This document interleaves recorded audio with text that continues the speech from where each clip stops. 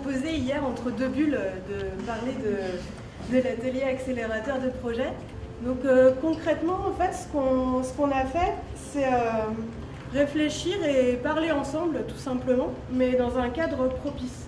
Un cadre de confiance, un cadre d'écoute, un cadre qui facilite l'expression, où le temps est bien géré, où les valeurs et le sens ont leur place, qui est même plutôt au centre, et dans un esprit coopératif.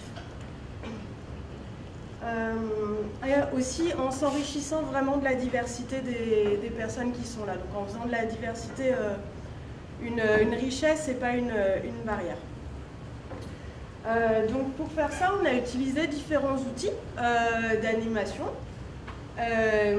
Et concrètement, on a travaillé sur différentes questions qui ont été proposées par nous-mêmes, des projets, des idées, des questions. Et y compris sur le choix de ce qu'on allait traiter en groupe, on a pris les décisions de manière différente. Donc ça, c'est ce qu'on a fait. Ce que ça fait, alors ce que ça fait de travailler comme ça, c'est de prendre vraiment conscience de la puissance et de la richesse qu'on a ensemble. De vraiment, il y a plein de choses qui sont possibles simplement quand on est dans un cadre propice. Et ce que ça fait, c'est, si ce n'était pas déjà fait, de rendre complètement allergique aux réunions, on va dire, pour être gentil, classiques. Donc ça devient insupportable quand on connaît la puissance d'autres manières de faire. On s'est divisé en deux sous-groupes, chacun en traitait une, et donc la personne qui proposait son idée avait d'abord un temps pour reformuler la question, expliquer son problème, son projet. Donc vraiment là, elle parlait toute seule, enfin nous on ne l'interrompait pas. Ensuite, un petit temps d'interaction où là on pouvait lui poser des questions pour qu'elle explicite. Et ensuite, elle ne pouvait plus parler. C'était simplement les autres personnes du groupe qui travaillaient et échangeaient sur son projet. Et elle pouvait du coup simplement écouter et forcément prendre des notes. Et après, donc la personne porteuse de cette idée-là avait un petit temps pour elle intégrer ce qu'avait dit le groupe, traduire ça en action, et ensuite ça a été retourné en grand groupe. Ça, c'est un exemple d'une recette, comme ils disent, qui s'appelle accélérateur de projet.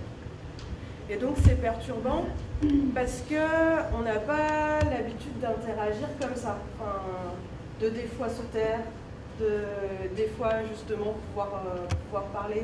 Enfin, c'est ça qui était intéressant. Je peux apporter une petite précision? Ouais. L'accélérateur de projet, c'est une méthode qui porte bien son nom, elle est vraiment là pour accélérer le projet, pas pour le résoudre. C'est-à-dire qu'on n'est pas en train de faire 2 heures de réunion pour essayer de résoudre tous ensemble un projet, mais c'est effectivement de se dire, j'ai un projet qui démarre, comment je vais le démarrer, je ne sais pas, à qui je vais demander, mes collègues, ils ont toujours les mêmes idées, ma famille, elle ne comprend rien, est-ce que je fais, comment je mélange ça. Donc ça, c'est comment je le démarre, et l'autre, c'est effectivement comment, à un moment, je l'accélère parce que j'ai un point de blocage. C'est-à-dire que, pour faire un lien qu'après, je veux faire une plateforme collaborative, mais les gens ne collaborent pas. C'est dommage, comment je le fais aujourd'hui? Et à un moment, sur 45 minutes à peu près, hein, 40-45 minutes, donc c'est le temps de manger un sandwich ensemble le midi, se faire un petit temps qui ne prend vraiment pas de temps, on arrive à, enfin, comme tu disais, je pense à des choses beaucoup plus efficaces que faire 2 heures ou 3 heures de réunion débat. Enfin, on a beau mettre tout ce qu'on veut, ça, on n'avance pas. Et en 45 minutes, c'est efficace, mais ça donne envie, je ne sais pas vous, mais de le refaire, parce que ça va vite, quoi. C'est rapide et c'est assez efficace. Mais, et c'est l'idée du plan d'action, à la fin, c'est ça, c'est pas de dire, bon voilà, ça y est, on a tout ce qu'il faut pour résoudre le problème, c'est que j'ai des actions que je vais pouvoir mettre en place tout de suite demain. C'est ça qu'on veut à la fin, et je pense qu'on repart souvent avec des choses très concrètes. parce qu'on a pris du temps à un moment, se taire, je ne sais pas comment toi tu l'as vécu, mais se taire pendant 20 minutes quand des gens s'approprient votre projet et que vous voyez qu'ils partent des fois, je ne sais pas si c'était ton cas, mais qui partent complètement sur une autre voie, ça veut aussi dire beaucoup de choses parce que ça veut dire que soit vous expliquez pas bien votre projet, soit des choses sont pas claires. Et se taire pendant 20-30 minutes pendant que les gens parlent de vous, votre projet, c'est voilà. C'est pas toujours évident.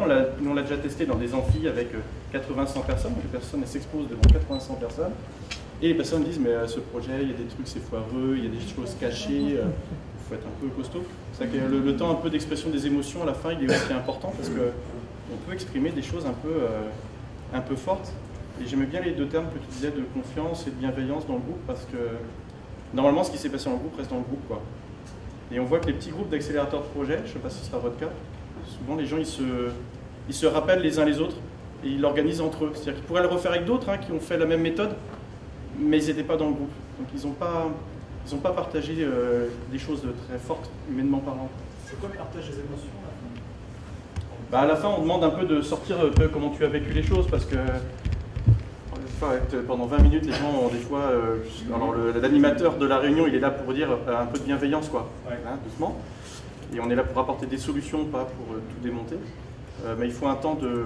Voilà, que chacun puisse exprimer comment il l'a vécu, parce qu'il peut y avoir des moments un petit peu denses, quoi, sur les émotions. J'ai une remarque, j'ai participé à l'atelier Interagir. Et je trouve que ça se fait vraiment écho sur deux points, notamment sur la bienveillance déjà, où Roselyne nous a vraiment parlé de quand on peut travailler en mode collaboratif, que la bienveillance c'est un des points clés. Et puis l'exemple que tu as donné de mode d'échange et d'interaction, moi il y a quelque chose qui m'a marqué dans l'atelier aussi, c'est cette acceptation qu'on doit avoir quand on propose un projet, à un moment donné justement de laisser les autres s'en emparer. Et se taire, tu as parlé de ça hier, à un moment donné, de dire, voilà, il faut aussi accepter, à un moment donné, de mettre de côté son idée du projet et vraiment de la partager, puis de laisser les autres y apporter des choses qu'on n'aurait pas. Donc je trouve que les deux ateliers auraient presque pu ou se faire ensemble ou en deux parties. Ça se fait vraiment écho, quoi. Comme quoi, pour mener un projet à bien, et nous aussi, on a dû exprimer à la fin ce qu'on avait ressenti, en un mot, dans quelle émotion on était à la fin de l'atelier. Enfin, voilà, c'est très proche.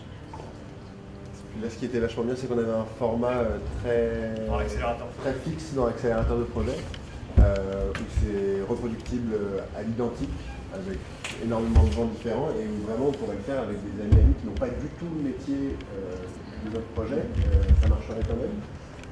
Et il y a des petits jeux aussi dont on n'a pas trop parlé, mais en tout début, où c'était des jeux où on se déplaçait, où on devait présenter le sens qu'avait notre pratique, on devait des choses où au début on s'est dit mais qu'est-ce que ça fait là? C'est vrai que je pense que tous les gens qui étaient dans le projet se sont dit mais ça n'a absolument aucun lien. Et en fait ça a permis de déplacer un petit peu sur le côté du sens, ça a permis de se rendre compte un peu dans quel état d'esprit on était chacun. Notamment un moment où on devait donner un peu notre niveau d'énergie au début, dire un peu notre sensation, si on était de bonne humeur, de mauvaise humeur, on se disait mais ça n'a pas de place dans une réunion. Et en fait, mine de rien, ça permet de laisser ça avant de commencer la réunion et de se dire, bon, maintenant on est vraiment dans un moment de bienveillance, dans un moment où vraiment on est là pour faire accélérer le projet et on n'est pas dans une réunion, voilà. Ça nous décale d'une réunion, on est vraiment là pour l'autre, pour le projet pour lequel on est. Et on sait que ça va être très court en plus. Donc, tout est timé, donc on sait qu'on ne va pas partir dans une discussion de 3 heures sur un projet. Le fait qu'il y ait vraiment un format très très timé, je pense qu'il y a vraiment de l'efficacité dans l'urgence de la production. Et ce qui est intéressant aussi, parce qu'on parle beaucoup du temps, c'est très timé et tout ça, et c'est pas quelque chose d'angoissant. Enfin, on n'a pas un sentiment de devoir faire vite quand on le vit. Paradoxalement, c'est même plutôt l'inverse en fait. C'est rassurant et on a l'impression d'avoir le temps nécessaire pour chaque chose. Enfin, on ne vit pas un sentiment d'urgence du tout. Beaucoup moins que dans des réunions classiques. C'est ça qui est paradoxal en fait, ce décalage entre le fait que ces méthodes-là permettent d'aller beaucoup plus vite et en tout cas beaucoup plus loin, et en même temps de manière beaucoup plus sereine, quoi. il y a un endroit où on peut retrouver les recettes là. Ouais, c'était le dernier truc. En fait, il y a un site internet avec la boîte à outils, Multibao, c'est écrit sur la plaquette, dans la présentation des intervenants. Et c'est vraiment très facilement utilisable par tout le monde, surtout certaines choses qui sont vraiment très très basiques sur comment aménager la salle ou comment distribuer la parole. Par contre, c'est vrai que sur certains, c'est vraiment mieux de l'avoir ne serait-ce que vécu avant de se lancer là-dedans, et surtout dans un contexte professionnel. Enfin, peut-être il faut... Je ne sais pas si c'est tout de suite constructif si on n'a jamais vécu et qu'on se dit « Ah bah tiens, j'ai envie de tester un nouveau truc, je ne sais pas trop ce que ça fait, je reproduis l'affiche dans ma réunion de boulot. » Je pense que ça peut être contre-productif. Donc c'est la mise en garde que je voulais faire. Par contre, de savoir que ça existe, d'aller vers le fait de se former à ça ou de vivre ça, ou de contacter des gens qui savent faire ça pour être accompagnés là-dedans, ça c'est super important. Quand tu dis ça, contre-productif, c'est parce que tu as déjà vu des biais à la méthode. Moi j'entends ça, c'est qu'on l'a testé dans des endroits où il y avait beaucoup de hiérarchie. Ouais. Donc il y a des gens qui ne s'exprimaient pas parce qu'en fait juste ils avaient leur chef de service qui était là. Et dans une administration, on ne dit pas tout ce qu'on pense du chef de service devant le chef de service.